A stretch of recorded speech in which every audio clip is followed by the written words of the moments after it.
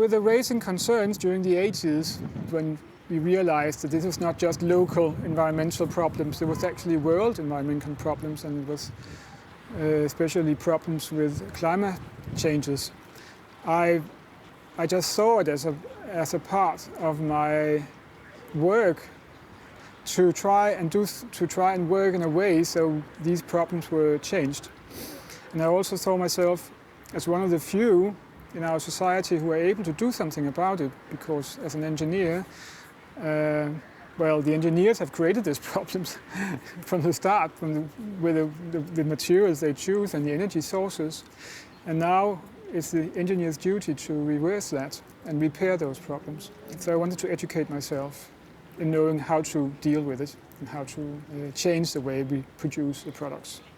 I started my self-employed career in 2006. At the first, I was just doing normal product development work. Then, with the raising concern about how products were adding to climate problems, I wanted to make the companies aware of that there was solutions to change that. And this is why I gave my company the name Green Machine.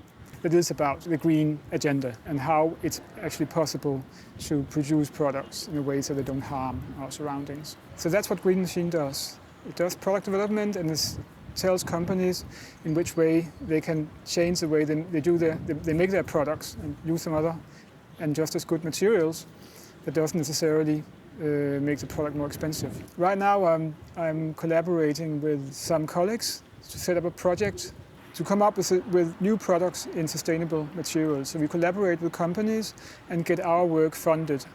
We have a lot of incineration of our waste instead of recycling it. And that's one of the things which the government is really working on now. They're going to come up with a new plan for how to turn waste into new resources, so that in the end, recycle most of the materials we use. That's an important road to sustainability. It's also about how you design the products. So you're sure that they can be taken apart in a way and the materials can be recycled properly. That they don't have a surface coating that's going to make it difficult to recycle them, or that they can be melted down again, and the materials have a high value, good properties when they're melted down. The problem is that the companies speculate in how they can make their machines unrepairable. I have a dishwasher that suddenly stopped functioning, and I found out that the problem was that there was a little leak in a rubber bushing, a little rubber part that sits on the pump. It's molded onto the pump, so you cannot exchange it. So that little hole in this rubber made water flow out and stop the machine. So I actually cut up an old bicycle tire and I clamped it onto this rubber bushing. And then, because I'm a material specialist in rubber and plastics, I could look up this kind of rubber, which I knew what kind of rubber it was, and I could see that it could sustain the moisture and the temperature, so it would be perfect replacement. And the machine has been working perfectly for 1 year since then. And I didn't have to buy a new machine. I just hope that there's going to be more attention to products and companies that deliberately reduce the lifespan of the products, because it's not okay. The products should live as long as possible, and I hope that companies also will start offering repair parts so they're able to repair the products.